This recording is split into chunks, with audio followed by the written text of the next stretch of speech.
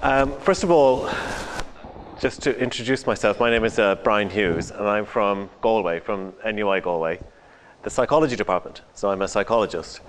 And I wish to talk a little bit tonight, for about 30 minutes or so, on this particular trial, the PACE trial, which I know some of you will be familiar with. But I want to say that about a month ago, my book that's shown here, and you'll see a few pictures of this over the next few minutes, came out. And within this book, I talk about many things, but I also talk about the PACE trial and the way the science has been done on chronic fatigue syndrome and ME. And many people here have seen this and have read this and have been in touch and so on. And I have to say I've been overwhelmed by the nobility and integrity of what people have been doing in support of this cause, in support of this constituency of people. And it's a matter of some shame on my part that bad science affects people's lives. It's not just a teaching moment for students to understand that a study is not so good. It's not just a hypothetical situation that maybe will be better the next time. But the fact that bad science affects people's lives is a real problem, and it's something that I've been particularly concerned about for some time. I'd like to thank Joan for inviting me to come here today to be a bit of a warm-up act for David's keynote address a little bit later. And what I will do is talk to you about my field, psychology, and the PACE trial, with respect to why I think psychology is in crisis. And this book, which some of you will have seen, simply talks about the different ways in which psychology is in crisis. I'm not the only person to believe that psychology is in crisis, but I'm perhaps most associated with breaking down the crisis and diagnosing it and looking at the different aspects to it. Most famously, psychology has been battling with a replication crisis, so I'll talk about that first. But less famously, psychology has been dealing with a variety of other problems as well, all of which are quite serious.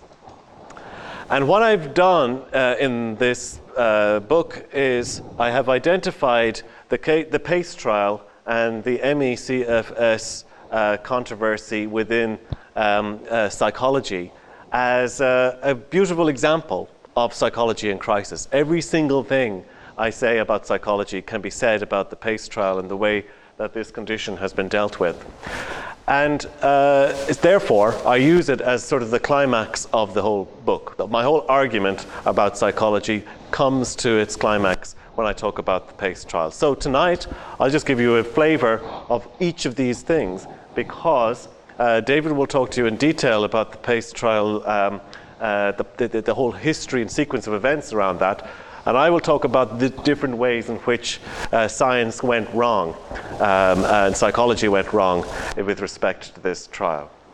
And for those of you who need a reminder, the PACE trial is a UK-based research study where data was collected from 2005 to 2010. And the concept was that CFS could be treated using cognitive behavior therapy or exercise therapy, and both of those treatments were administered to different groups of people and compared to two other conditions, including a control condition. But suffice to say, the claim was in 2011 that positive change had occurred as a result of cognitive behavior therapy and exercise therapy compared to standard medical care. And in 2013, it was even reported that 22% of patients in the trial who received CBT and or GET actually recovered from chronic fatigue syndrome.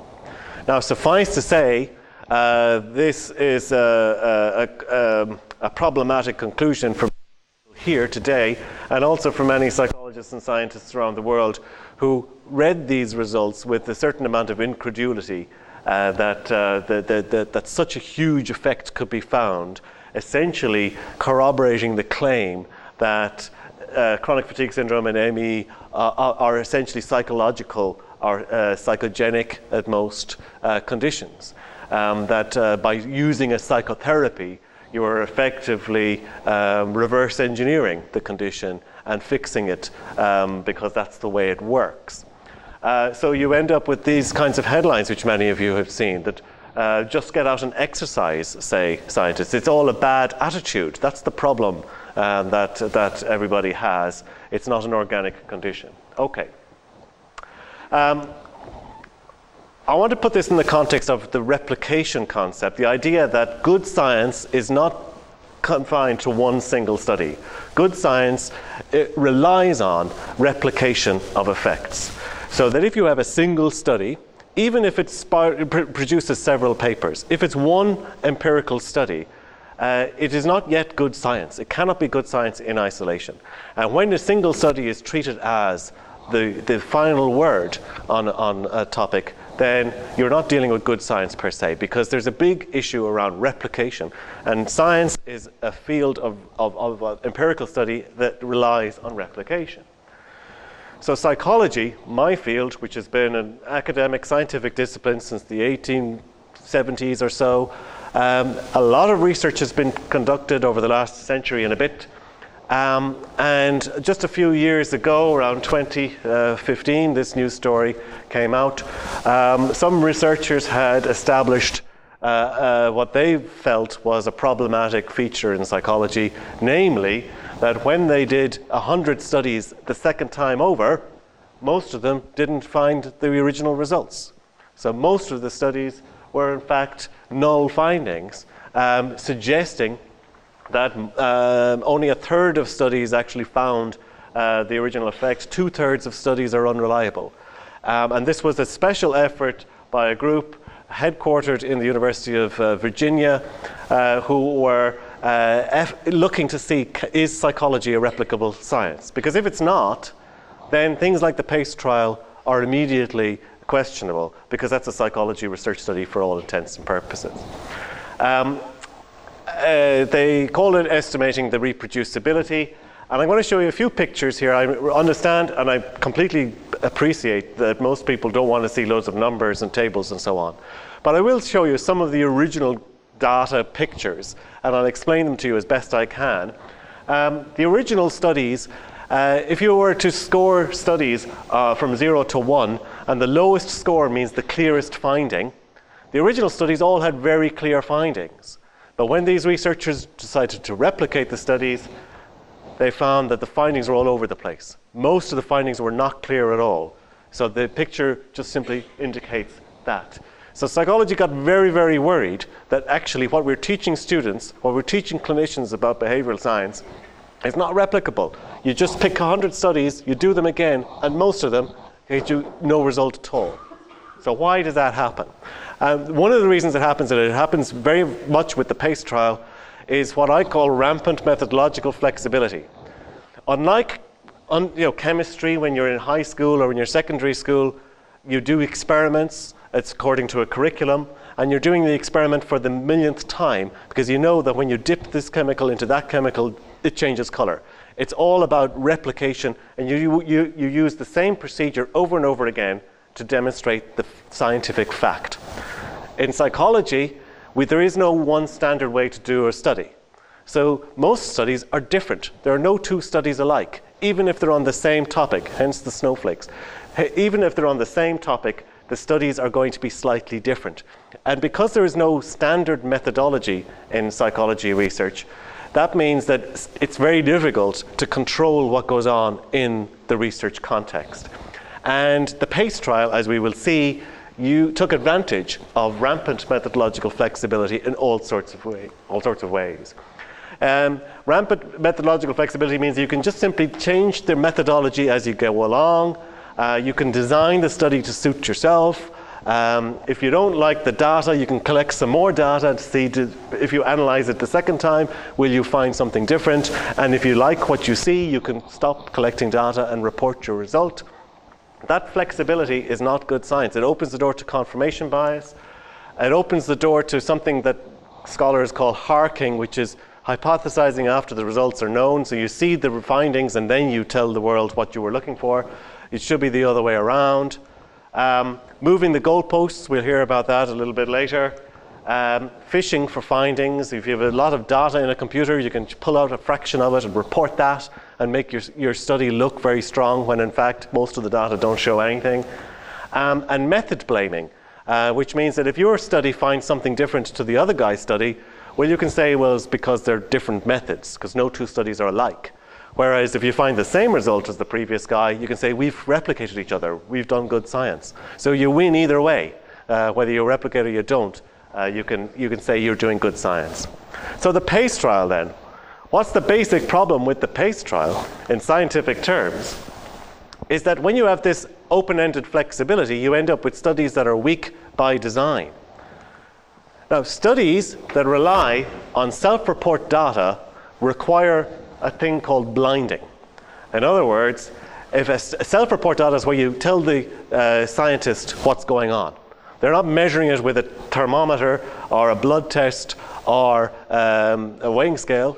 Yeah. The screen's coming up white on the live recording. Okay. I'm just going to try and switch off one light, so carry on. Yes, absolutely. I can see it. Yeah. Okay, so the blinding is where, self-report data is where you basically fill out a questionnaire. It's you are responsible for providing the data, not the scientist or the researcher. And you need blinding, which I think many people are aware of. Blinding is when, in a therapy study, for example, you don't tell the participant what the therapy is supposed to do. You don't tell the participant that they're in the good therapy group instead of the bad therapy group. You don't tell the participant they're in the control group. You come up with a way of hiding that information from the participant so that their self-reports don't become biased by expectation. Because if you're told over and over again, you're getting a fantastic therapy, this is wonderful, when you fill out the question, and the therapy is cognitive behavior therapy, so it's kind of telling you you're supposed to think positively about stuff. So when you fill out the questionnaire, you're going to say, oh, the therapy was wonderful, I'm feeling a lot better now. That's a lack of blinding. So all studies revolving self-report require blinding. The PACE trial heavily relied on self-report, but the PACE trial did not have blinding. And for a student, we would just simply say, this is an example of a bad study, straight off the bat, without looking at the data, just looking at the methods, just looking at the basic setup. That's not a good study. So when you have flexible, non-standardized methods, you make the study design up yourself, you open the door to unconscious biases by the researchers, perhaps conscious biases in some cases, but largely unconscious biases, and people have this type of problem. So the PACE trial, people will talk to you about the PACE trial in nuts and bolts. We hear all the details, a few details here and lots of details from David. The PACE trial is full of problems, but I will simply say this, even if you knew nothing more about the PACE trial except that it's a non-blinded trial based on self-report, you know enough to know that you cannot rely on that trial. That trial is not a good study. By definition, no matter what the researchers say, no matter what journal has published it, no matter how people defend it, it's fundamentally flawed on that level. It's self-report, but it doesn't blind. Therefore, you've got expectancy bias, psychology 101. And people criticize psychologists, but actually I think what has gone on here is that people have done a study under the manner of psychology, but they've forgotten their basic psychology. They have forgotten what they were taught as undergraduates. They are not scientists in psychology, they're clinicians doing studies, and that's a very, very different thing. Okay. Now, let me walk you through this very simple because this is the most, it's almost funny what they do in relation to this. When they planned the study, they say, we're going to measure recovery. We're going to measure it a few different ways. And I'll just narrow it down because we don't have all the time in the world. And there are many, we could speak for hours about the PACE trial. But they said, for example, you have to fill out a questionnaire about physical fatigue. And if you get a score of 85 or higher, that means you've recovered. Secondly, we're going to give you a different fatigue score. And if you get 3 out of 11, which equates my mental arithmetic 27 out of 100, that means you've recovered. Self-reported study, we're going to ask you how you are. And if you tick the box saying very much better, that means you've recovered. And fourthly, we're going to get a clinician to look at you. And if they say that you've recovered according to all criteria that have been listed, then that means you've recovered. Okay, so they ran the study for 5 years collecting data. Obviously, somebody applied this logic to the data set for reasons which will become clear.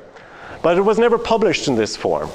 And only after the data were revealed, which is a story in itself we'll hear a bit about later, researchers discovered, independent researchers analyzing the original data found that only 7% of people could be said to have recovered using these criteria. That's quite disappointing in any clinical context. So, what do the researchers do? Well, they decided to just go with something different. So, between collecting the data and publishing the paper, they changed the criteria. They decided now, you only needed 60 on the first questionnaire, not 85. 60 would be recovery. Okay? 18, basically 55% on the second scale instead of 27% would be recovery. Tick the box much better, we'll call you recovered as well. Because only a small number of people said very much better, so we'll include the much betters and then we'll bump it up that way. And okay, the clinician says you recovered according to these criteria, but not according to those criteria. We'll throw you into the pile of recoveries as well. And on that basis, they were able to report 22% recovery because they moved the goalposts. And the problem for them is, and they will never be able to avoid this problem, is that they published their intentions before data collection. So we all know that they moved the goalposts. We all know that when they published the study, excuse me, I'm disappearing from the internet. We all know that the protocol was published, and therefore we know that they moved the goalposts. Okay. And there's another problem here that we call the winner's curse, which is when we do lots of studies or a study with lots of bits, the temptation is to look at the bits that worked, publish that, and quietly forget about the other bits. So you end up with journals full of research papers that show interesting findings, but they're flukes.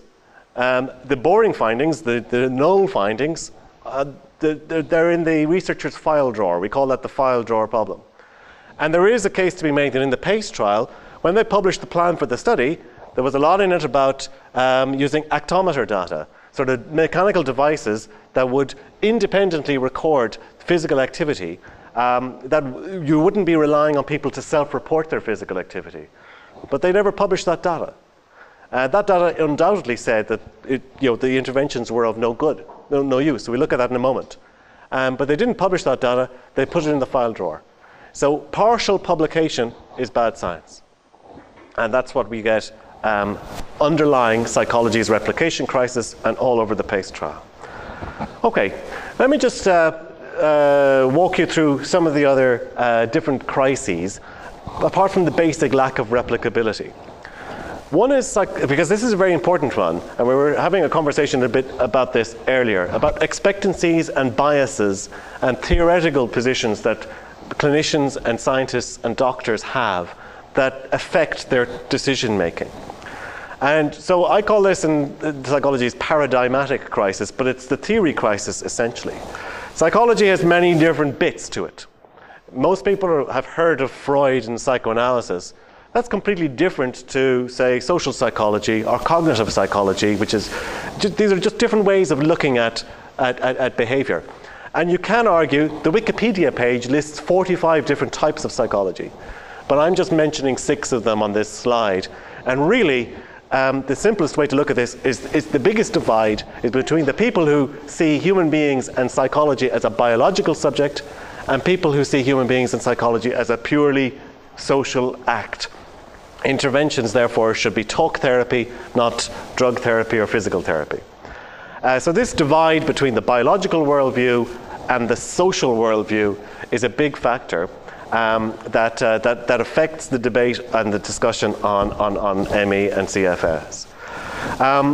Last month we saw Jose Montoya presenting in detail the large body of evidence to demonstrate without doubt that ME, CFS is an organic condition. It's not all in the mind. It's not caused by thought patterns or attitudes. It's an organic condition. There's so many different pointers to that. Yet, the history, especially in the UK, of ME/CFS is dominated by the other theory, the Challenger theory, which is that things are in the mind, pure and simple. They're not in the brain or in the body. And the initial paper that is quoted in all the histories of ME/CFS, ME perhaps in particular, was in the British Medical Journal in 1970, and January the 3rd, practically the 1960s. And they, from their desks, wrote about, without interviewing any patient, wrote about all the different outbreaks of ME that had been documented. And they concluded that they spotted patterns. And one of the patterns was that it was mostly women. And it's mostly women's institutions, hospitals with lots of nurses, or employers with lots of women employees. They were the places, just the sort of institution where you would expect mass hysteria. And they concluded that ME was actually mass hysteria. All the outbreaks could be explained by people's minds running away with them. And they explicitly stated in the paper that it was a combination of clinical misjudgment and hysteria among the, and the reason for this is because doctors made mistakes and it was mostly women. And in the 1970s, late 1960s, to say that mostly women have this condition, it makes it a psychiatric condition, a claim by women that they are sick rather than a real illness. And that's very influential today. So that is the opposite theory to what we have from Jose Montoya and colleagues about the organic and biological factors. The PACE trial, the original study had 3 principal investigators. And all of them have a working history of promoting cognitive behavior therapy and cognitive non-biological theories in their field. Each of them have published books prior to the PACE trial, ever beginning, and they show their hand. Their view is that cognitive behavior therapy is a cure for lots of things. Cure for example, chronic fatigue. This is before they collected data on the matter. They were convinced that this was the case. So the risk here is that there is a bias, what we call a therapeutic allegiance in these people, that they were so wedded to their theories that they preempted the data and interpreted all the data in a weird way to justify their prior assumptions. Okay, so that's a human failing. We're all prone to it. It's called confirmation bias. We do it all the time when we buy the product that really worked and we ignore the product that we'll never know whether it would have worked better or not, but we claim that the one we got is the best one because it's the one we chose. We are guilty of confirmation bias all the time, even when we have little grounds to draw conclusions.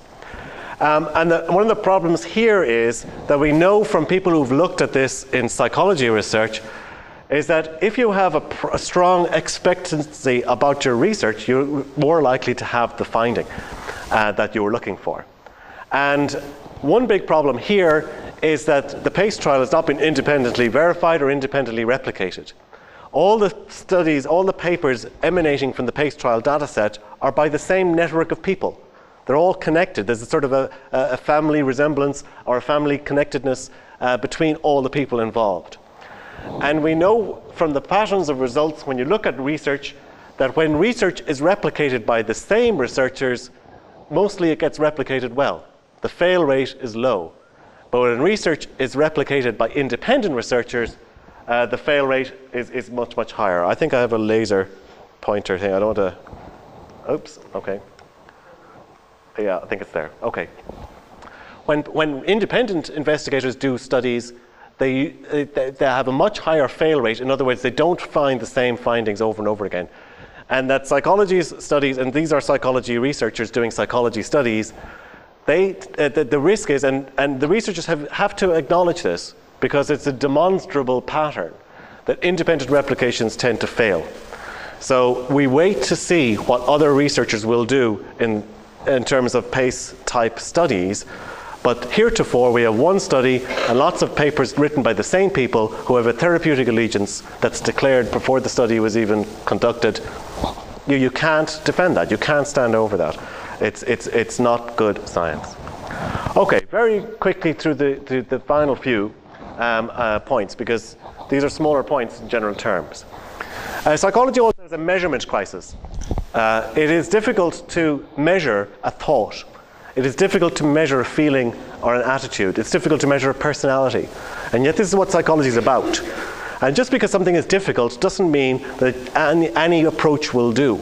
You really have to do a lot of work to verify and corroborate and triangulate and get good measures. And there are ways of doing that in psychology. And you can talk about different approaches and debate them. But it seems to me that the PACE trial doesn't seem to go to that much effort to look at those options. And what we see as an overall pattern in the PACE trial is that self-report measures they show kind of murmurings of something is happening. Now, there's a big problem with some of the self-report measures, and I haven't revealed that yet, but we'll come to that in a moment. Subjective fatigue, okay, yeah, the subjective fatigue score was different. Some people had lots of fatigue, other people had not. The point is that the recovery factors in terms of fatigue was only present for self-report. When they used other methods, like testing people to see how far they could walk, doing a medical test, they found they were just as fatigued as they were before the therapy. Okay, so the low bar there is objective measures of physical activity. A couple of other examples. The walking test for the people who were supposed to be recovered on PACE showed that people could walk no more than a few hundred meters before they needed to rest. And that is the threshold we would expect of a congestive heart failure patient who would be waiting for surgery, either a lung transplant or a heart transplant. Though the level of physical abilities in these so-called recovered patients was very, very low. Some folks did look at the economic factors, and they found that the disability payments to these recovered patients was actually higher after the PACE trial, after they had recovered, than before. Okay, so those types of clever, independent, objective measures showed no recovery. It was only the self-report measures that showed recovery. And that's emblematic of a measurement problem. And it's bad science, it's bad psychology to rely on, it's kind of gullible to rely on pure self-report as your only source of information.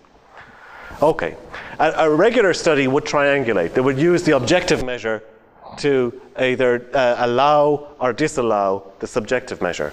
But that's not what they do in PACE. They just report the subjective measures as though that's real data. Okay, the statistical crisis. Nobody likes statistics, and that's the crisis, essentially. That's the problem.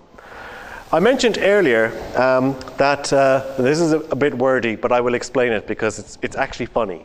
I mentioned it earlier that the researchers moved the goalposts. They lowered the threshold of, say, subjective fatigue in order to make it easier. Well, this is not necessarily the reason they did it, but this was the effect of it.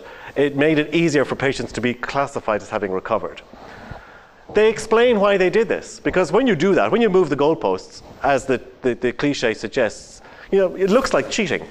So they have to defend themselves. And in the written report in the journal, they said that the reason they did this is because they pitched it too high to begin with. They were asking too much of patients. They were saying that if you had a score of 85, half the population wouldn't have a score of 85, is what they said in writing. Okay? And they literally point out that threshold would mean that approximately half the general working age population would fall outside the normal range. So they said, we got it wrong. We should never have said 85. Well, that's why we're reducing it to 60. But they based this conclusion on prior data showing that the average score was 85. But it was the mean average. Now, I don't want to be patronizing, but in school, we learn the difference between the mean, the median, and the mode. And on this scale, this fatigue scale, this general functioning scale, the mean is 85, but the median is close to 100. So it is simply inaccurate to say most people score either 95 or better on this scale. It's inaccurate to conclude that just because the average, the mean average, is down at around the 85 point, that this means that half the population are above and half the population are below. Okay, the mean average number of arms for a human being is close to 2, but it's not quite 2. It's a little bit below because some people have one arm and some people have no arms, okay? That doesn't mean that half the population are above the average and half the population are below, which means that only half the population have 2 arms and the other half have some fewer number. That's not the way means work. Okay, you understand the point I'm making? So they moved the goalposts because they said that half the population would be above this old threshold, or half the population would be below, so it's not fair. That's innumeracy. Okay, and innumeracy is, as I say in the book, it's a socially acceptable form of ignorance. It's unlike illiteracy, where you wouldn't employ somebody who can't spell, but we regularly employ people who can't count. And there's a big problem with statistics in science and in psychology, and this is a glaring one.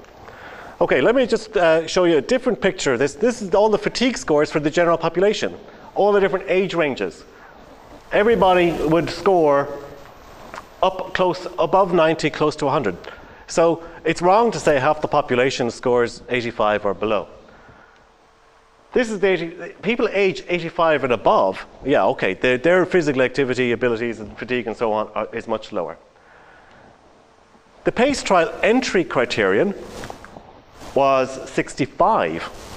So in order to be considered sick enough to take part, you had to have a score of 65. But in order to be considered recovered in the published paper, a score of 60 will do. Which means your score could go down and you would be considered to have improved. Now, there's few problems in measurement worse than it doesn't matter which direction it goes in to tell you that you've improved. But this is literally the case in point. And there were multiple participants, not a whole lot, but there were multiple, it wasn't unheard of, participants whose score actually went down, and yet they were classified as having recovered because they were poorly enough to be recovered, but healthy enough to participate. It's perverse in that sense. Okay, so big problem there.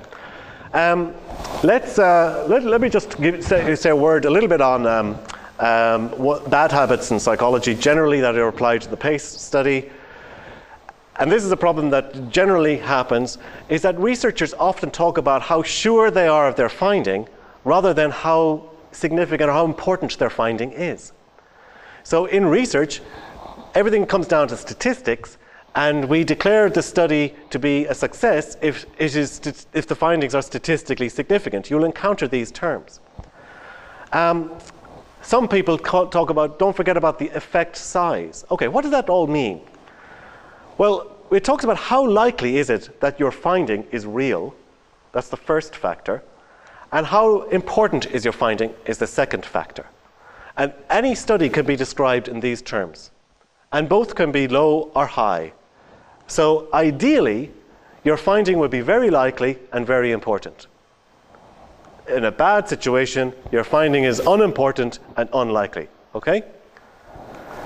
But there are also other options. Important but unlikely, and likely but important, and that's where the PACE trial falls. Even if you give them a pass on the arithmetic problem, if you pretend that doesn't exist, if you believe that 22% of people recovered, what happened? What happened is they recovered by a tiny amount. The effect size is minute. It's small to moderate. In other words, it's not a meaningful effect in clinical terms. However, it's very likely. Okay? So what that means is that statistically we can say they say it definitely happened because they have the statistic to prove it. But what happened is the real question. And what happened was a small improvement in self-reported symptomology. Okay? So in psychology, there's an obsession with this notion of statistical significance, which is all about how likely it was the thing happened. But the thing that happened can be very important or not important at all. And psychology never talks about that. There are lots of people who say we should, but psychology remains obsessed, and as a lot of clinical disciplines actually, epidemiology, public health medicine, a lot of studies in these fields obsessed with statistical significance and say the study has worked if the finding is very likely, even if the effect being observed, the treatment success being observed is very small. So that is a problem in lots of studies, not just PACE. Very quickly, the sampling crisis. In psychology, we tend to look at weird populations. That is to say, Western, educated, industrialized, R, I've forgotten, and D, I've forgotten. I'm drawing a blank here. It's not right-handed, but it could might as well be. But we look at subsets of the population. And that's a big problem if you're talking about human behavior, because human behavior occurs across the population. And if you look at clinical settings, studies can be critiqued in terms of how representative they are. That's what we call sampling. And the PACE trial uses the Oxford criteria for determining whether or not people had ME or CFS. But actually, there are many other criteria, as you're probably aware. And for example, the Canadian consensus criteria are different. And they say if you have a comorbidity, if you have another condition, then you might not have CFS, and therefore you should be excluded. And in the PACE trial, 47% of people wouldn't meet the Canadian consensus criteria for CFS. So if the PACE trial was funded and conducted in Canada, half the participants wouldn't even be in the study because they wouldn't be diagnosed with CFS. So sampling is a big problem in psychology and behavioral research, and it's loud and clear in the PACE trial as well. You cannot simply generalize from this study to the general population or to everybody with a diagnosis, because there are peculiarities in how these people were selected.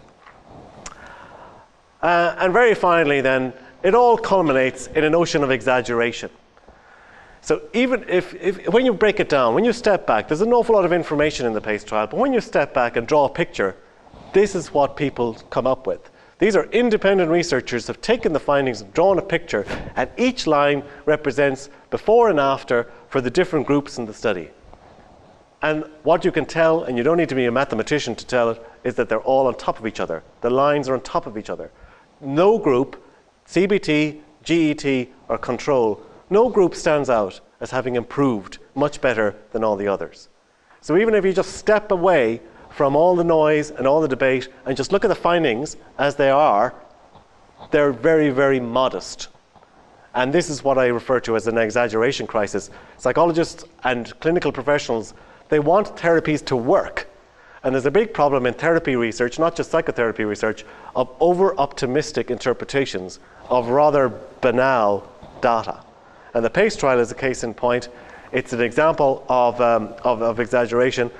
It's quite interesting. I wrote a piece about this in the UK's Psychologist magazine, not about the PACE trial, but about the exaggeration crisis in psychology. And it's interesting the feedback you get. People don't necessarily want you to suggest that we're not as good as we think we are. We exaggerate. But it's a human failing, and we shouldn't let it interfere with science. And what we have is that even in relation to the crisis in psychology, which is well recognized, psychology is a strong discipline when it's done well. It has huge potential to change lives and to improve lives. But if it's done badly, there's nothing more destructive, because everybody runs off and interprets things wrongly and applies it in their daily life, and you get all sorts of controversies and challenges. So it's very important that psychology is done right. Psychology affects education policy, health policy, social policy, sentencing in court cases. Psychological research talks about how culpable people are in criminal contexts and how much they should be held accountable for their acts and so forth. Psychology research has all of these impacts on society, and when it's done badly, therefore, it has all these negative impacts on society. My sense is that psychologists simply look at psychology in the way this famous dog does. The house is on fire, but they sit there going, this is fine, this is fine. So we see the problems, but let's not overreact. That's the kind of feeling that I get from a lot of psychologists. We hear what you're saying, we like the book, it's got a nice cover, but let's not dwell on the negative, eh? That's a real attitude, which is not a professional or scientific attitude, but it's a human one.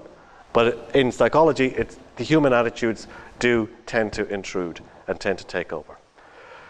So in a nutshell, therefore, psychology is full of potential, full of strengths, but the PACE trial and the ME controversies, the CFS controversies, they put psychology in a negative light. It's very strange for me because I go to a lot of psychology conferences. In the Stormont conference a couple of weeks ago, it's very sobering and very interesting to me to see firsthand people who have not positive things to say about psychology. Psychologists are good at mixing with psychologists, and they don't hear this. It's a type of shame, I feel, when I hear my profession being talked about as a source of damage and a source of arrogance and a source of delusion that affects people's lives. The PACE trial, as we will hear a bit more about the sort of the history of it and the histrionics of it, is doggedly defended to this day by psychologists, but by some psychologists, but not by all.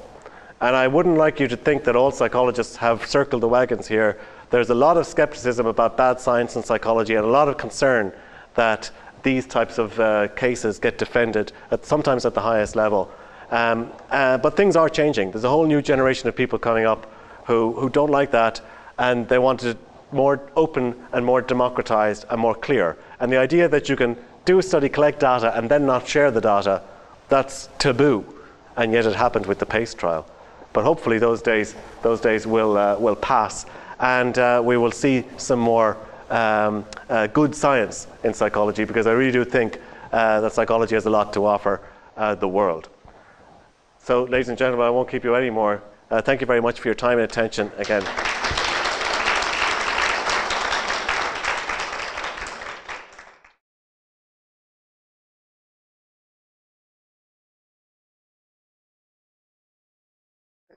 I was really delighted to find out that Brian was going to come here and also present, and he's much more of a researcher and scientist than I am, and I'm also terrible technologically, so I just have text, unfortunately, because I can't do pretty things on PowerPoint.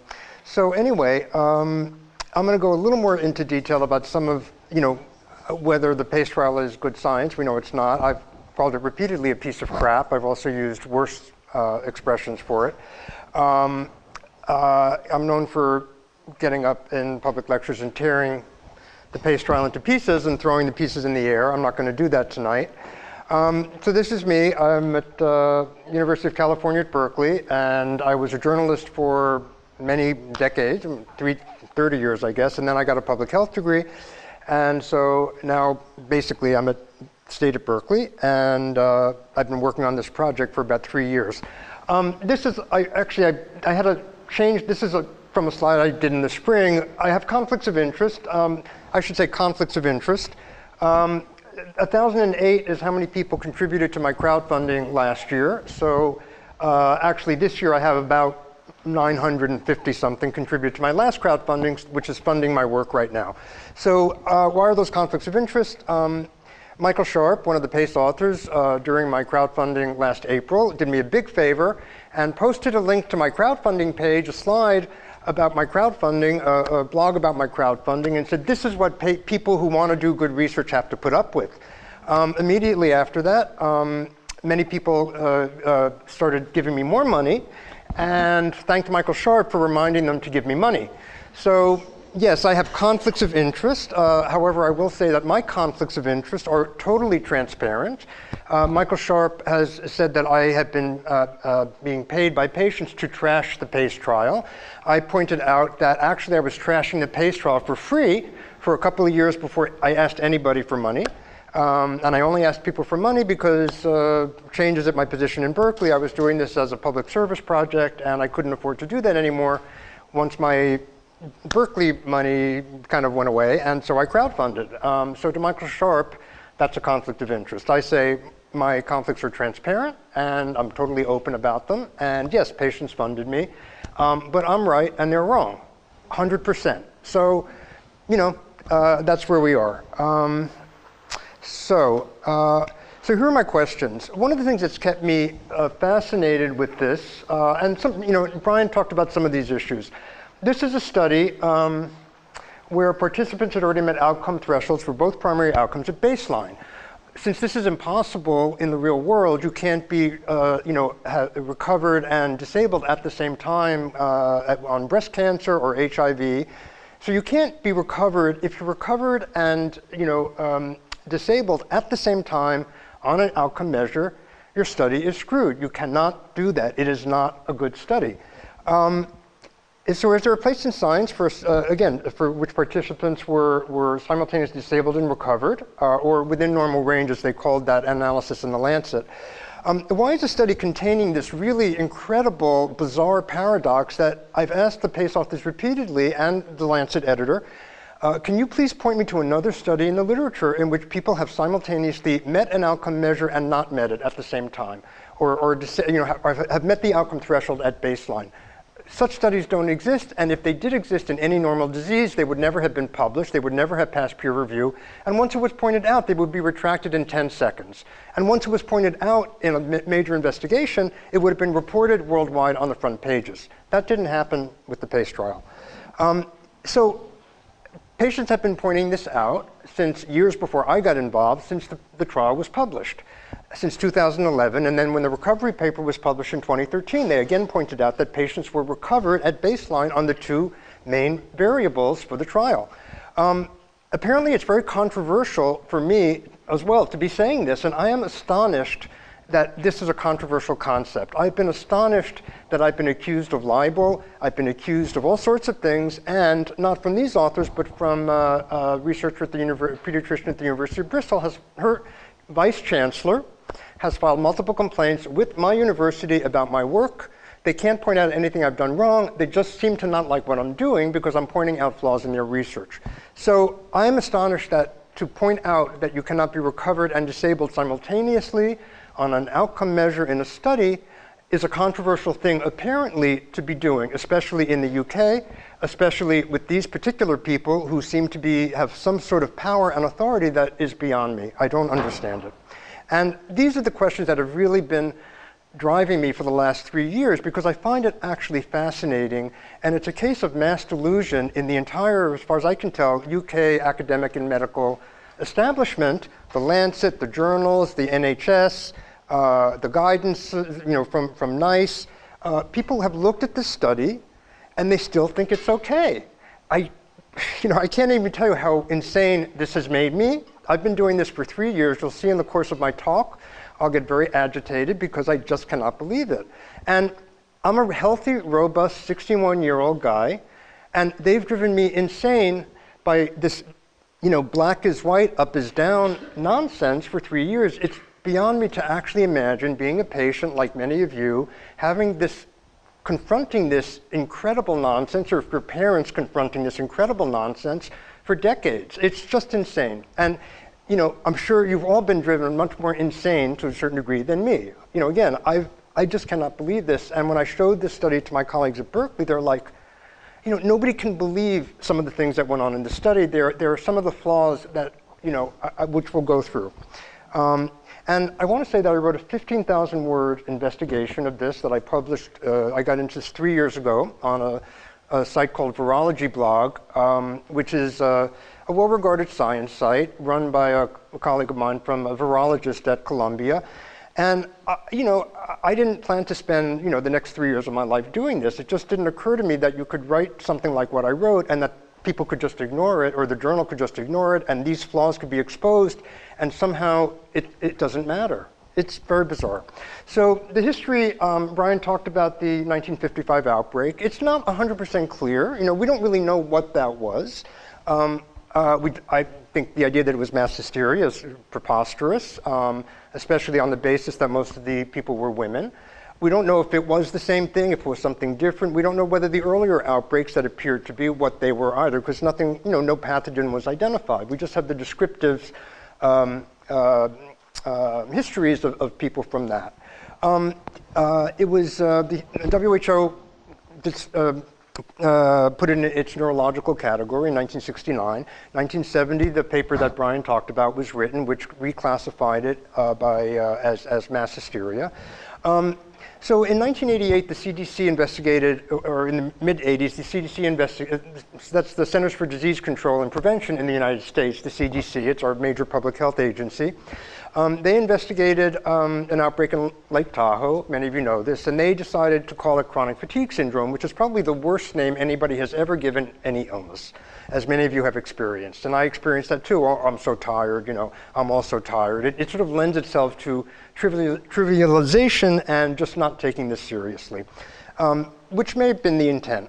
In the UK, after that, Simon Wesley, or Sir Simon, I should say, and colleagues, I didn't realize I was calling him Sir Wesley. I kept getting the nomenclature wrong, so I was calling him Sir Wesley, and then someone told me, no, it's Sir Simon.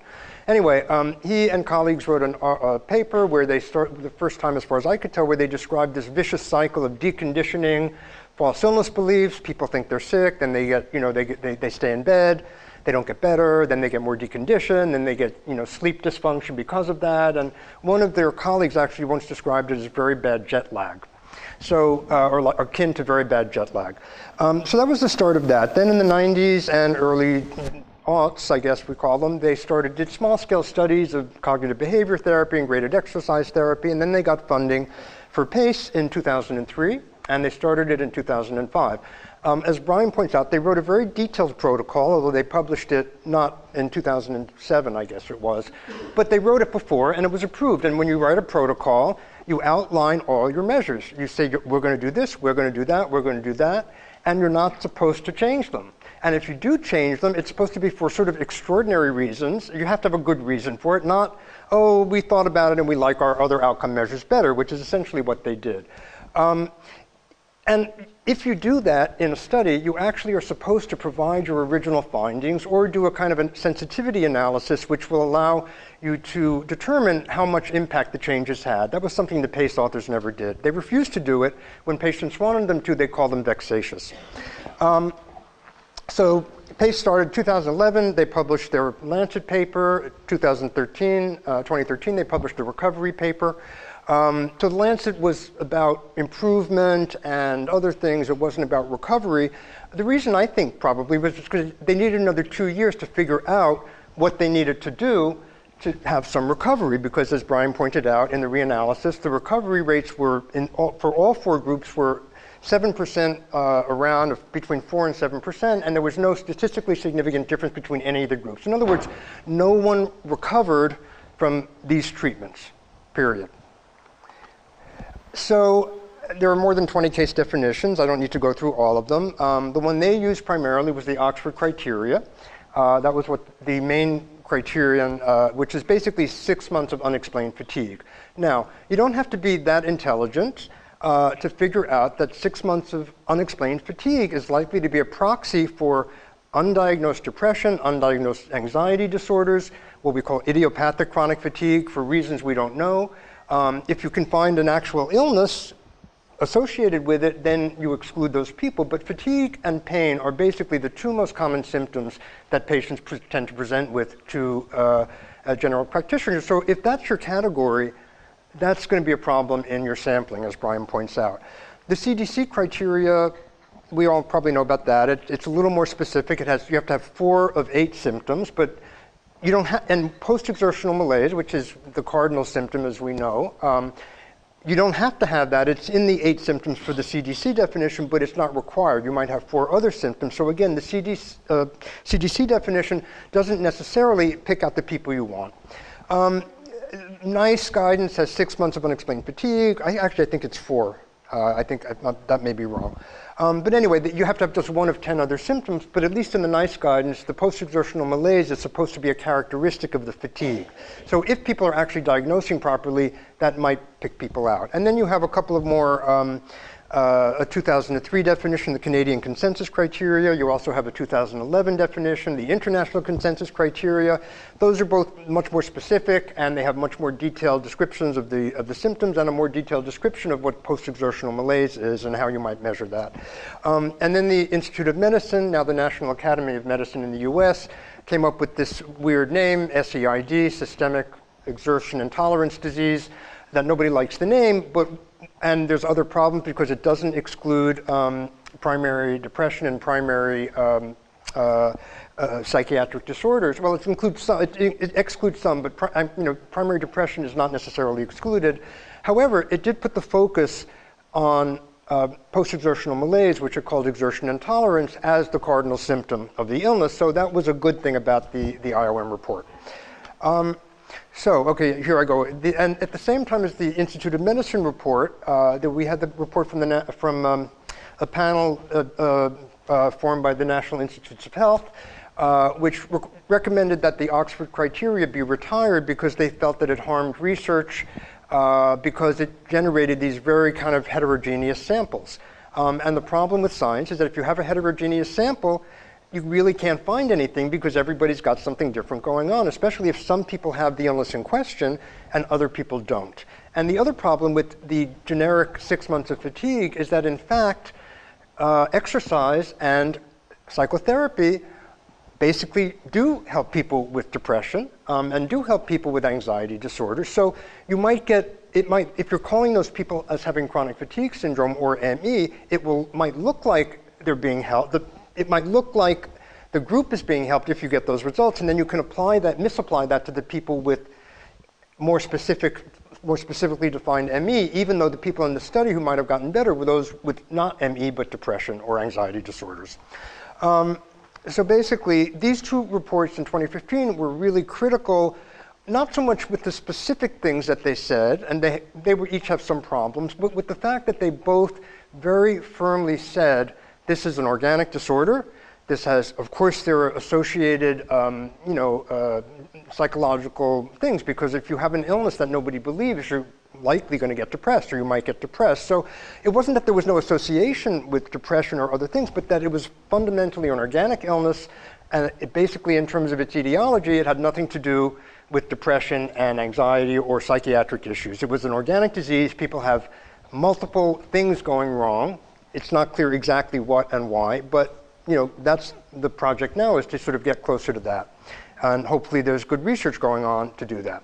So PACE, they called PACE the definitive trial of these two treatments, cognitive behavior therapy and graded exercise therapy, for this illness. So Brian already talked about some of these things, so I don't need to go into it so much, but this kind of basic idea that you have an open label trial where everybody knows what they're getting, and then you ask them at the end, do you feel better? And they say yes. If they're in a therapeutic arm in which part of the modality is to tell people, which they did constantly, at least in the trial manuals, this is going to make you better. You read the manuals for the cognitive behavior therapy and graded exercise therapy, they're full of sentences like, this has already been proven to show that this is effective. So, if some people are getting essentially nothing, or they're getting something called adaptive pacing therapy, which was their version of pacing, and they're not told it's going to make them better.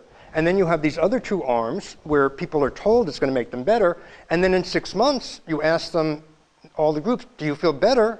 It doesn't take a genius like my President Trump, who's has the highest IQ of anybody on the planet. Even he could figure out, probably, that would make people, you're more likely to have people say, yes, I feel better. Especially if when all the objective measures in the trial, as in PACE, do not match that, and you sort of toss those out. I mean, they actually tossed those out and said, well, those couldn't be right. They basically said, well, yes, we chose these objective measures, but actually we think they're not objective after all. They actually said that. I mean, they disavowed the objectivity of the objective measures they had selected, or not three of them, anyway, 3 of the 4. They disavowed the objectivity of them.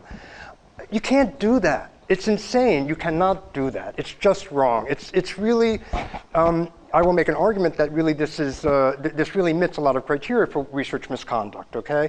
Apparently that also is very controversial to say, but I think this is research misconduct. I'm not the one who has to make that final adjudication, but as I look at what they did, it looks very much like research misconduct to me.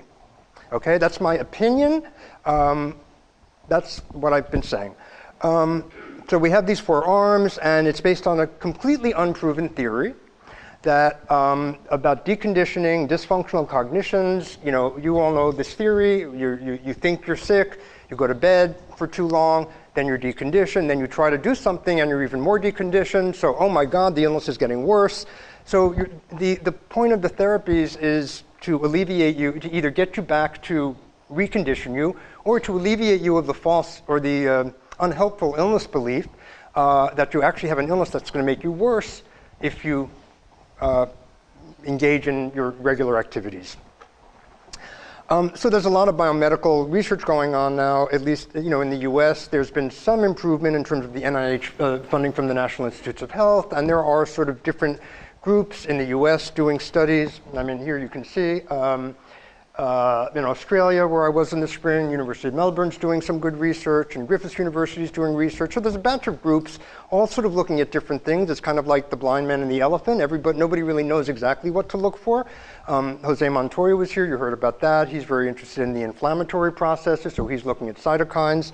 One idea is that there's this acute infection, which most people seem to get it after an acute viral infection. Glandular fever, or what we call mononucleosis, or a bad flu, or some other. Studies show that a certain percentage of a number of different kinds of infectious diseases will leave 10% or a certain percentage with prolonged disability. So something is triggering something wrong in the body. So this infection is triggering some sort of inflammatory infectious process that seems to continue after the infection passes. There seemed to be a disruption of metabolic processes, so basically people are maybe at the cellular level not producing sufficient energy in the mitochondria. It's not quite clear what's going on. There's indications from different groups. And again, one of the problems is nobody quite knows how to define it exactly, so it's hard to find stuff because everybody's looking at a slightly different subgroup and everybody's using a slightly different definition, and even the subgroups, if you define everybody one way, the definitions may not be that specific, so you may still have people in it. It's not like, HIV, you can just do a test, somebody has HIV, somebody has cancer, whatever. This is different. When you're defining something by symptoms, it can be very complicated because they're symptoms and they're not necessarily, we don't have blood tests and so on. So it's probably a spectrum of multiple things, and we don't really know exactly how many. Maybe it's a cluster of 10 things, or maybe less, or who knows. I think that's part of the project, and we don't know exactly. A lot of people talk about mold. That might be a factor. Environmental exposures. Some people experience a big, if you have a big trauma, that creates a lot of stress. Car accident. Or it might be a combination of these things. So that's all has to be worked out, and maybe all of those particular etiologies, that may, for each person, be a slightly different illness. So it's complicated. So here, these are the primary places where these biomedical things are going on. In the UK, we know Oxford, King's College, Queen Mary University of London, where Peter White was, who was the primary PACE investigator. The Netherlands has a couple of spots. Australia's also got its own CBT, GET cabal at the University of New South Wales. So this is a long thing. We don't really need to go through the whole thing, but basically they published the Lancet paper in 2011. They published a recovery paper in 2013. 2015 was the NIH and IOM reports. I will say 2015 was also when I published my 15,000 word expose that I thought would be the end of the thing. That would trigger actually some response. It just triggered a lot of silence from these people.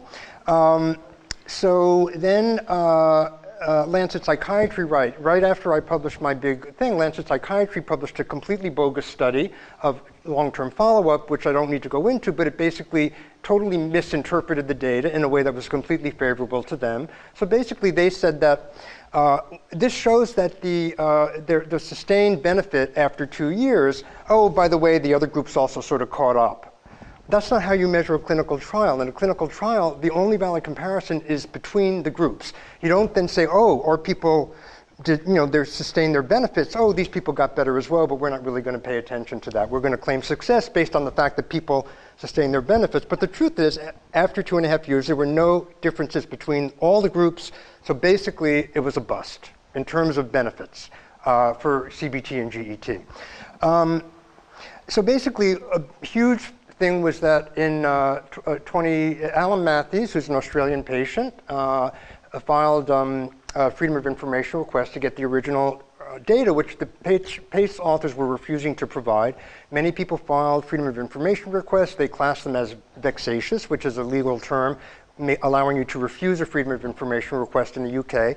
And they basically, I would say, defamed the entire patient community by claiming that they were getting, all these harassment and all this kind of stuff. Now, I don't doubt that they were getting probably a lot of mean emails, and I'm sure that they were getting a lot of pushback. So I'm not denying that they were getting unpleasant emails. However, that doesn't justify what they did scientifically, and it doesn't justify withholding their data from patients, and it doesn't justify excusing that on the basis of requests being vexatious when patients really only wanted to know what the hell was going on with the findings that they had promised to provide when they got funded. That's why you do a protocol. Your funding is approved based on what you promised to do. They didn't do what they promised to do. They did something completely other.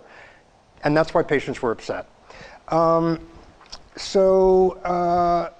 Anyway, once the data was finally released and the tribunal dismissed in very scathing terms all the arguments that the PACE authors had raised for why they could not provide this data, once that data was released, then reanalyses were able to be done, and it became clear that it became impossible to deny what was already self-evident, that all the changes they made in their outcome measures made it easier to have findings that were attractive to report. Nothing, maybe a coincidence, but they didn't make anything more difficult to find improvement or recovery. They made everything much easier. So everything got amplified multiple times. From 7%, as Brian pointed out, they had 22% recovery, okay? You can't do that. You just can't do this stuff. So it changed basically their null or what I would say placebo effects into attractive findings. They were able to report attractive improvement in the Lancet and recovery in psychological medicine. So here are some of the responses. One of the things that I was able to do, so I want to make it clear that everything I did, I piggybacked on the incredible analysis that patients had done, and the patients are amazing in terms of doing this analysis. So I kind of at first was reading, people are recovered at baseline on measures. The patients really have to be wrong. That can't be possible. Nobody could publish such a paper. Well, then you look, oh my God, they did. So I got into this because I showed it to my colleagues at Berkeley, and they just said, this is incredible, you really should report about this. And so as part of what I did that patients had difficulty doing was that because of my position at Berkeley and because I knew a lot of people and epidemiologists and biostatisticians, I could get people from outside the field to come and look at this and tell me this is a piece of garbage. So this was my favorite quote in my whole piece. This is the height of clinical trial amateurism. So anybody who's worked in research knows that scientists really, really, really do not want to get involved in trashing other people's work if they're not involved in an actual dispute with them. They'll criticize work in their own field. They won't go out of their way to say nasty things about other people's work. In this case, the study is so egregious that it really wasn't that difficult to have scientists say things like this. Ron Davis at Stanford, so many of you know his son is really seriously ill, so he has a vested interest, and some of his work gets dismissed on that basis. So he was shocked that the Lancet published it. Jonathan Edwards, who's a retired rheumatologist from University College London, he said, it's a massive incomprehensibility to me. Professor Art Reingold is my department head. He's the head of epidemiology at Berkeley. He said he thought there should be an independent review. I've repeatedly called it a piece of crap. Carol Monaghan, who is an MP from Scotland, who had some contact with a patient, that's how she found out about it, and she's called it one of the biggest medical scandals of the 21st century. When I met with her, I said, well, don't you actually think it's one of, even though we're only 18 years into the millennium, it's actually one of the biggest scientific scandals of this millennium? She wouldn't go that far, because who knows what's going to happen in the rest of the millennium, but I think it's a pretty big, ridiculous scandal. And the scandal is twofold. The scandal is that they did it in the first place. And the secondary scandal is that it was published and that it was accepted as legitimate science. And the tertiary scandal, I suppose, is that it's been accepted and you can't even get it's been so hard to get any traction to get anybody to acknowledge that it's a piece of crap, which it is. So this is my 15,000 word expose, and then I did many follow-ups. And my colleague at Columbia, Vincent Racaniello, was amazing because he basically read it and said, looks good, let's go with it. So basically, it's very clear to me that if I had been wrong, we both could have lost our houses, right? I mean, if I were wrong, they could have really, really filed a major lawsuit. But I wasn't wrong. They claimed that I was wrong, but they never came up with any. If they could have sued us, they would have sued us from the beginning. So, they've decided not to because they'd have to actually explain their science, and well, we'll go on. So this is what happened after my series. Because it didn't get any traction, I came up with, I thought was a good idea, which was start writing these open letters and get people to sign them. And, what's been frustrating for the PACE authors, I think, is that I've just refused to do this in an academically genteel way, writing letters and hoping somebody publishes them. Hey, I have a blog that people read. I'm a reporter. I know a lot of journalists, so I can sort of use my whatever to get word out, and that's what I did. There was coverage after Science, the journal Science, when my series ran. They wrote about it in conjunction with the new paper that they published. Once this open letter ran, we had 42 signatures from Harvard, Columbia, Berkeley, University College London, people, very well-regarded people. The Lancet just kind of ignored it or blew it off. The PACE authors sort of have somehow convinced themselves that all these people are insane and all these people don't know anything about science. So basically, I did another open letter to psychological medicine. That one had, I think, more than 101 experts, because that one is really egregious. And then I started adding organizations. They've just ignored these letters. However, the letters have gotten some attention in the scientific world, and they got some attention in the media world, and they started kind of some momentum of, unraveling of the situation.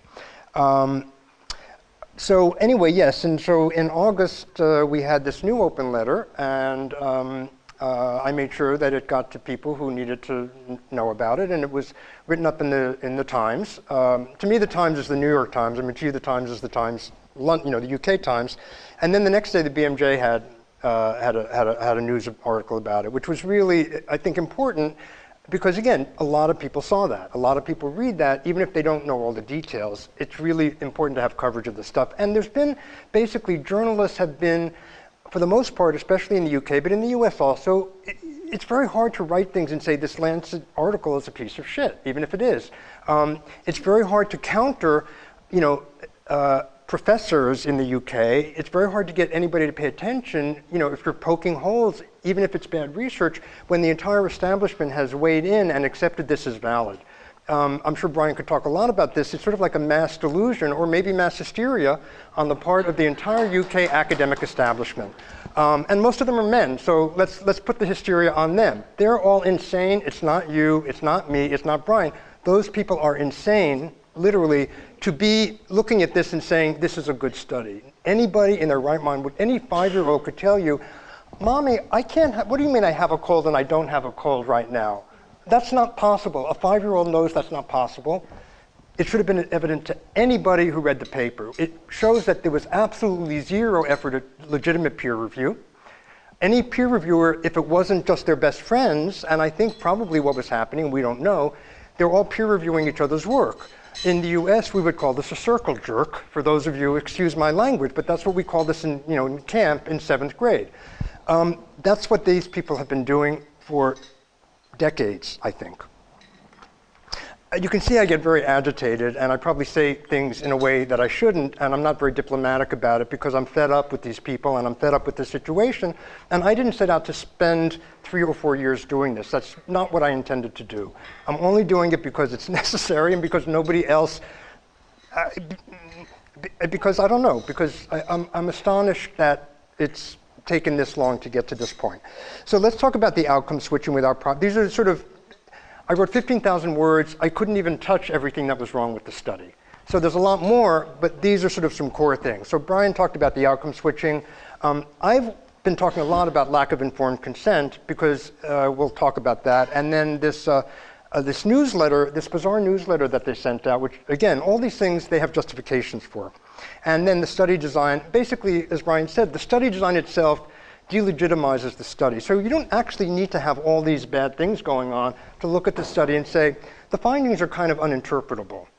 You can't really know what's biased and what's not, the findings as they reported them. So you don't need to point these things out, but it's good to point them out anyway.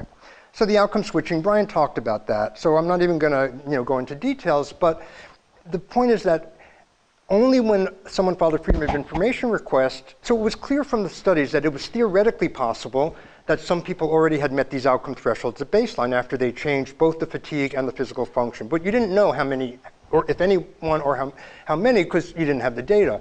Someone actually asked for the data, and for some reason I don't understand, someone gave them the data, even though they were withholding other data. So then it became clear that 13% of the participants in the study already had met the recovery threshold, the revised recovery threshold for physical function when they entered the study. So you have people in the study who had no business being in the study if that was actually a recovery threshold. And as again, you could be 65 to enter the study, 65 or worse, but you were recovered at 60 or better. It's actually, I mean, I keep saying insane, but that's insane. It is insane. It doesn't make any sense. Okay, so they did the same thing with the fatigue, but it's more complicated because the scale's kind of backwards and stuff. And only, I think, 3 or 8, I can't remember how many, 3 or 8, 1% of the participants had already recovered for fatigue at baseline. So what were their answers? We changed outcome measures before seeing the results, so they were pre-specified. This is ridiculous. It's just ridiculous.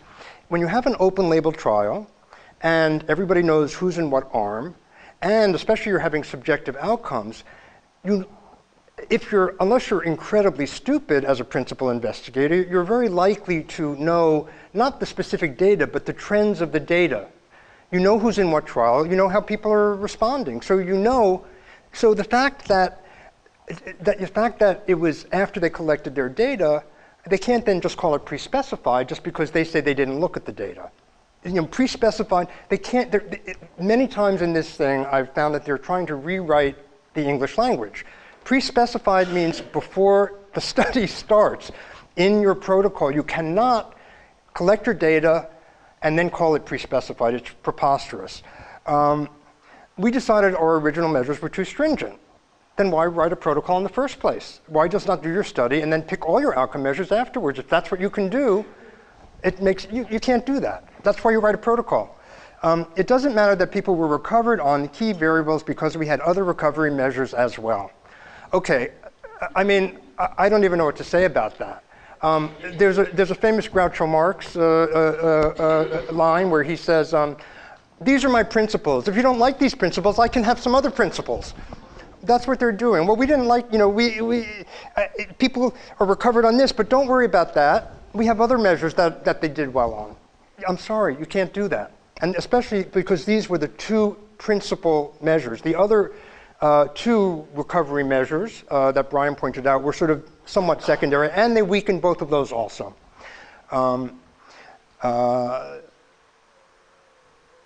Right, okay, so their revised primary measure, originally in their protocol, they were supposed to produce rates of how many people improved, how many people recovered, I mean, what percentage recovered. Their primary outcome in Lancet, as it was published, was an average of how they averaged the rates of everybody, their findings of everybody in the groups, and they said on average, these people did somewhat better. Now, that's interesting, but it's not as interesting as knowing, and it's not as important as knowing how many people got better and how many people got worse.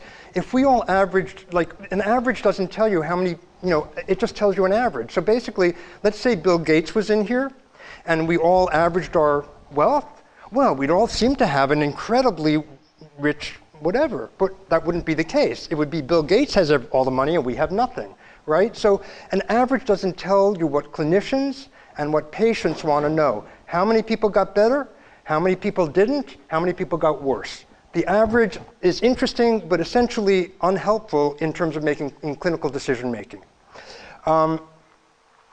So, they also claimed that they tweaked, when we did the reanalysis, they were arguing, when people did the reanalyses, they were arguing that the reanalyzers tweaked the measures to make it look worse, to make it harder.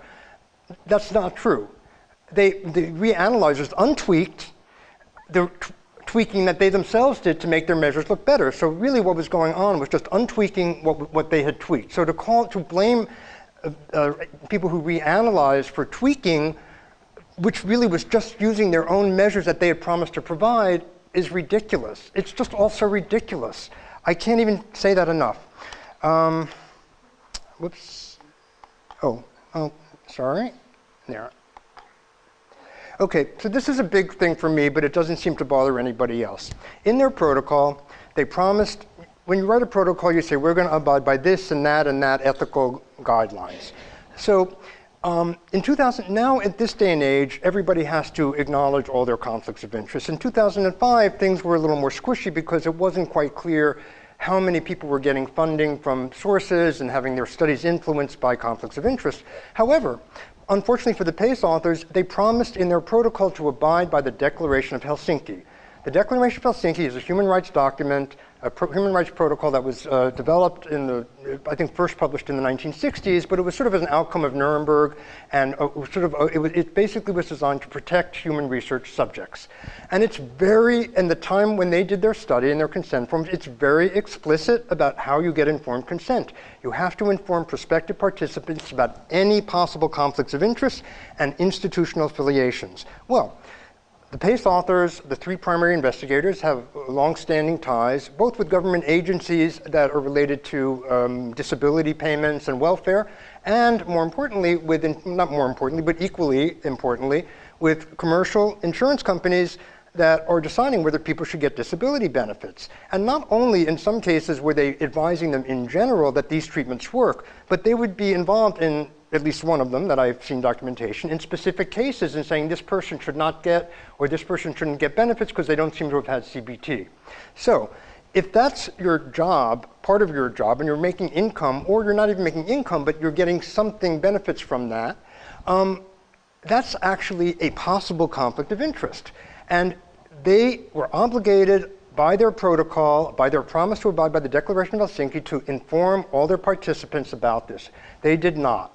Okay, you can't, so from my perspective, they have consent, but they have uninformed consent, and basically they had no legitimate ethical right to publish any of their data without informed consent. So what are their answers to this?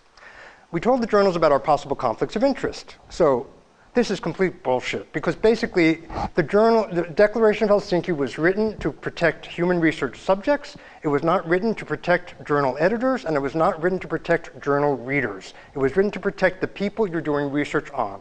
So this is a complete non-response, a non-answer. It's like a diversion. Insurance companies were not involved in the study. Anybody involved in research knows, or anybody involved in anything should understand that conflict of interest is not solely about who's giving the money. It's about whether you yourself have a vested interest because of some outside interest in what you're going to be finding. Now, we all have vested interests, and they had reputational interests at stake in finding what they found, and Brian talked a little bit about that. But they also had reputational and economic interests they were already telling insurance companies that these things worked. At the same time, they were investigating them in this definitive trial. So the fact that the insurance companies didn't pay for the study is neither here nor there when we're talking about conflicts of interest. Only 3 of the 19 investigators did work for insurance companies. First, this was not true because there were 4. Second, so what? What kind of answer is that? I mean, I don't understand how they can provide these answers. So then you disclose those 3 people's conflicts of interest. What's the problem? So those are their answers. And again, I've tried to get there's been traction on some of the other stuff. I've gotten no traction with anybody on this problem, and I don't understand why. Because if I had done what they had done, I would be stripped of my doctorate at Berkeley, and if one did these kinds of things and it was found. So it's really beyond me to understand. This is one of my favorite things. They did a participant newsletter at a time in December 2008 when they still had a third of the people were still at some stage of the trial. So basically about 200 people. The newsletter had two things in it. It was a 6-page newsletter, so there were a batch of things in it. But there was a striking thing where they had one page where they had glowing testimonials from past participants. Now, oh, this trial is fantastic, and then they had a doctor who wrote in it saying his patient's so much better. They also had a wonderful message from 10 Downing Street. Now Gordon Brown was prime minister then, so probably nobody paid attention to it. But in any event, it was from 10 Downing Street, and you really don't want, it's really not appropriate to have, in our case, the president telling you how fantastic your trial is in the middle of the trial and have participants read that. It's just not done, but they did it. So these are some of the things. The therapy was excellent and very helpful. Being included has helped me tremendously. As you can see, they wrote the treatment, so they tried to hide they didn't disclose which arms of the study they were talking about, but it's kind of irrelevant. They were just still promoting the treatment or these things as a good thing, which, and then patients were reading it. And they also said that the NICE guidelines had come out the year before, and so they then included an article about the NICE guidelines in which they've noted that cognitive behavior therapy, graded exercise therapy, and something they call activity management were approved based on the best available evidence. So they're already telling their participants in both the two treatments that they're testing and the other comparison treatments that the two treatments of interest have already been proven to be effective. If that's the case, why do the study? Anyway, you can't do that. So what are their answers? The treatment arms were not mentioned in testimonials, so there could have been no bias. As I said, it's hard to know how to respond to this because it's such an unscientific, anti-scientific answer. You're biasing everybody possibly in your study in a positive direction. That's bias, whether it's non-directional bias or general bias, you're influencing everybody. And the fact is, it was very evident that some of these that these were sort of active treatments for the most part. They said that they included somebody from every arm. In any event, you can't do it. You can't do what they did. The article about the NICE newsletter mentioned not just CBT, but activity management. And they were right, it did. But they claimed that activity management was the third treatment arm, even though in the study they called it adaptive pacing therapy. And in the study, they said adaptive pacing therapy was how we operationalized pacing, what everybody does is pacing, and that it's being tested for the first time in this trial. So how they could argue that activity management is the same thing as adaptive pacing therapy is hard for me to understand. I will point out that one of my colleagues at Berkeley, I showed the newsletter to, and I showed him the testimonials, and he was like really perplexed, which is the response I get often when you talk to people about the violations in the PACE trial. He was like, they published this during the trial? I'm like, yeah. And he's like, well, I guess there's no actual prohibition against publishing participant testimonials during a trial. He said, but I think that's because it never occurred to somebody that anybody would ever try such a thing. So that was, the thing with that. So, is PACE an example of research misconduct? So here are some examples of definitions from the MRC. Misrepresentation of data, for example, suppression of relevant findings and or data, or knowingly, recklessly, or by gross negligence presenting a flawed interpretation of data. Also from MRC, misrepresentation of interest, including failure to declare material interests either of the research or of the funders of the research. Falsification, this is from the NIH, the National Institutes of Health, manipulating research materials, equipment, or processes, or changing or omitting data or results such that the research is not accurately represented in the research record. So, one data point here. If 13% of your participants have met an outcome threshold at baseline, and you have not disclosed that, I think that pretty much meets this definition of misrepresentation or suppression of data. I don't see how it can be argued any other way.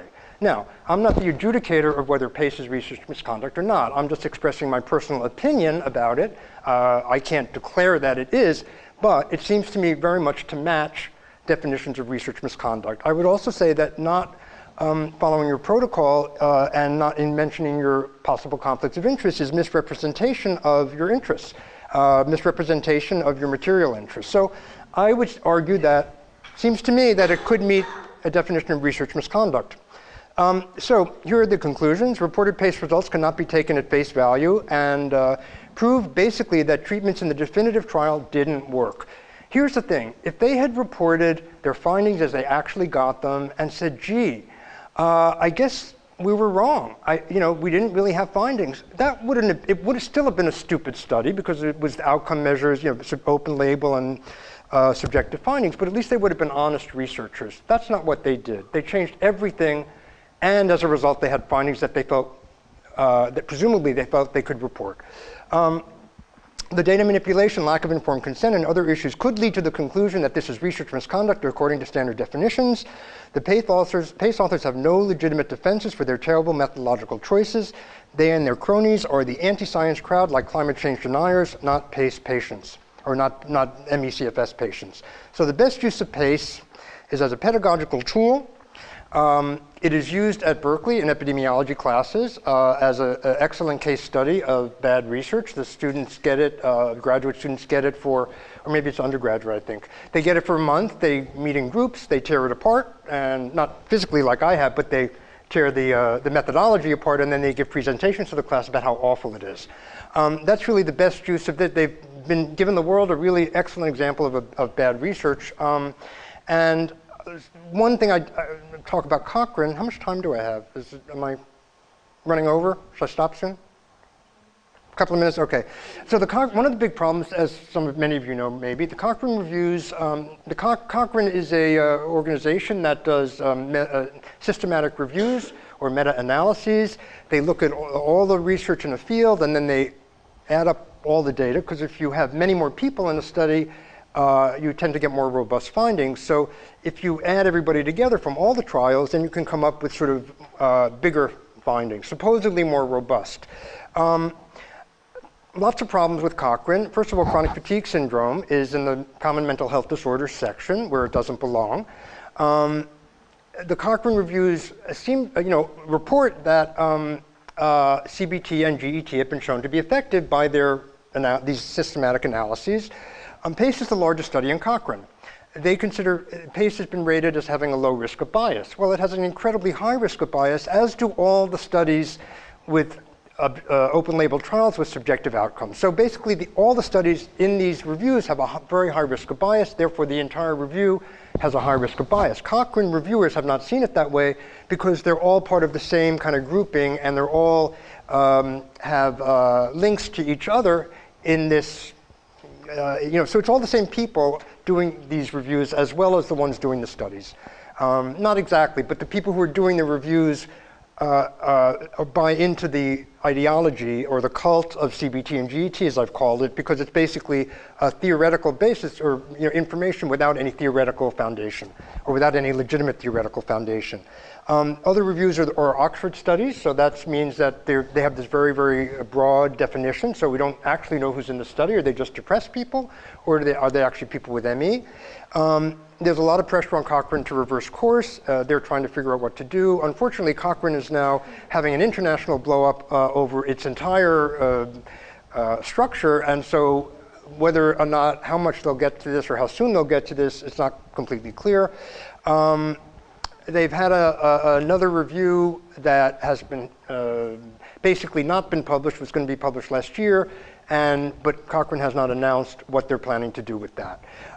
We do know, as I've reported, that it's gotten some very bad outside reviews because they sent it out for review, I guess recognizing they had issues with it. Cochrane sent it out for review to people not generally in bed with the same group of people, and those reviews came back awful. So Cochrane's trying to figure out what to do. So here are just a few things. In the CDC, the Centers for Disease Control a year ago removed cognitive behavior therapy and graded exercise therapy from recommendations. I've still been slamming them because they claim the reason they did it was because people misunderstood their recommendations. When nobody misunderstood, they're just trying to save face. It's actually disgraceful. I'm a public health professional, and this is supposed to be our lead public health agency, and they can't even get it together to make a statement that PACE is a piece of garbage. I find it incomprehensible as someone with a public health degree that my lead public health agency, I mean, I can find it because it's hard to believe my president too, but there are a lot of things going on in the world that are hard to understand, but this as a public health person I find despicable. NICE in the UK has last year, or at first they said they weren't going to redo them. There's such an uproar that they decided that they would, and so they're involved in the process now, and they're planning to come out in 2020 with new guidance. Unfortunately, they're leaving the current guidance in place without any kind of warning sign or without any kind of thing that we're maybe these things aren't in such, maybe don't recommend CBT and GET until we actually do this new review. So they're still in place, just like the PACE study is still in place and not retracted. A Dutch advisory committee recommended that GET should not be used in the Netherlands. We're waiting for the Dutch Health Ministry, which should at some point soon make a determination as to what they're going to do with this recommendation. At Berkeley, it's used in epidemiology seminars. This is in Australia. I was in Australia when I first gave this talk. So in Australia, they have a big problem with this because they still have their own CBT, GET cult leaders. And the general practitioner, the GP group still recommends it based on PACE. So there's a whole kind of effort going on in Australia as well to try to do something about this. But these things seem to take more time than they should. Basically, that's the end of my talk. I first want to thank really the patients. And as I said, I've piggybacked on their work. I couldn't have done it without their brilliant analyses. That was incredibly important for me. I wouldn't have come upon it if I had not read their analyses, because I would have read it and said, looks like an okay study to me, if I hadn't actually sat down and focused on it. My colleague, Dr. Raccaniello, for trusting my reporting, because as I said, he read it and said, looks good to me. No one fact-checked it. I mean, I did, but well, actually, that's not quite true. A previous version was fact-checked, and then it didn't get published for various reasons, but Virology Blog did not fact-check it. Ron Davis, so these are Ron Davis, Lenny Jason, Bruce Levin, Arthur Reingold. They were my 5 experts that were able to give me really fantastic quotes. And that was really what made the difference, I think, because I stacked those quotes at the top of my piece, and journalists love that. They can quote them, they can go to them. They were willing to say bad things about the trial to anybody who called them. At Berkeley, so as I've said, I've been had University of Bristol has filed multiple complaints now with me, with the chancellor. The vice chancellor's office at Bristol has filed multiple complaints about me with my chancellor, and Berkeley has said, well, well, I don't want to discuss my personal interaction, but basically I'm still here giving talks, and I'm still here getting paid, and I'm still blogging, and I'm still at Berkeley. So you can take from that how much they thought about these complaints. The Center for Global Public Health is my home at Berkeley. They've been very supportive, and my colleagues everywhere, and every single person who agreed to sign my open letters, because I understand, especially in the UK, if you're in the UK and you're signing these letters, it can be very challenging, and some people, researchers in the ME community have gotten harassed, had people call their employers the way they've tried to get me sanctioned at Berkeley. So it's really been a challenging thing. I would not have not done this for the world. It's been one of the most bizarre but incredible projects I've been involved with, and so that's it. That's my show.